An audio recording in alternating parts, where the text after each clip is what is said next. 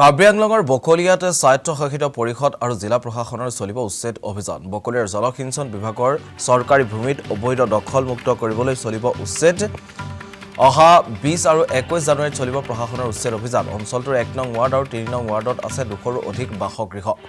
ইতিমধ্যে উচ্ছেদৰ বাবে প্ৰশাসনৰ তৰফৰ পৰা অঞ্চলটোত জাননী জাৰি কৰা হৈছে। শনিবাৰে বকলিয়াৰ নতুন বস্তিত পৰিষদৰ মুখ্য কাৰ্যবাহী সদস্য তুলিৰাম ৰংহান উপস্থিত হয়। নমাটি আৰু মহামায়া পৰিষদীয় সমষ্টিত কাৰ্বি আংলং স্বায়ত্তশাসিত পৰিষদৰ পুৰথিমি 2.0 আঁচনিৰ অধীনত ভূমিপট্টা বিতৰণ কাৰ্যসূচীৰ অংশ লৈ মাটিৰ পট্টা বিতৰণ কৰে।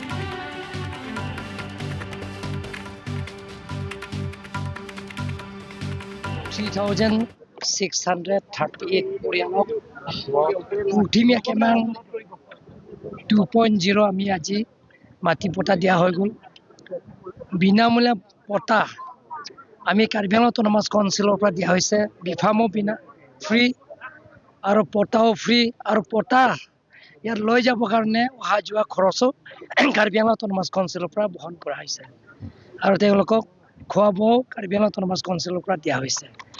গোটেইখিনি ফ্ৰী দিয়া হৈছে। এনেধৰণৰ প্ৰত্যেক MEC সমষ্টিত 3 জানুৱাৰীৰ ভিতৰতে আমি গোটেইখিনি শেষ কৰিবৰ কাৰণে আমি চেষ্টা কৰিম। কিমান লোকক আজি মুঠতে দিছে পট্টা? 3,638 পৰিয়ালক আমি বিনামূলীয়া পট্টা আজি দিয়া হৈছে। কাৰ্বি আংলং অট'নমাছ কাউন্সিলত দেখা পোৱা গৈছে বিগত বছৰত আপুনি কিবা লাখ দিছে আৰু কিমান লাখ দিব যিহেতু যিবিলাকৰ নোপোৱালৈকে সকলো যিবিলাকৰ পৰিয়ালে পোৱা নাই তেওঁলোকৰ দি থাকিম আৰু যিবিলাক পাইছে তেওঁলোকৰ কিন্তু যিবিলাকৰ পোৱা নাই তেওঁলোকে মাটি পট্টা পোৱা নাই তেওঁলোকৰ শেষ নোহোৱালৈকে সেই কাৰ্যসূচীটো চলি থাকিব।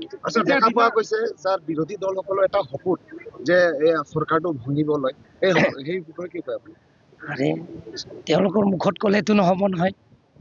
ৰাইজ কাৰ লগত আছে?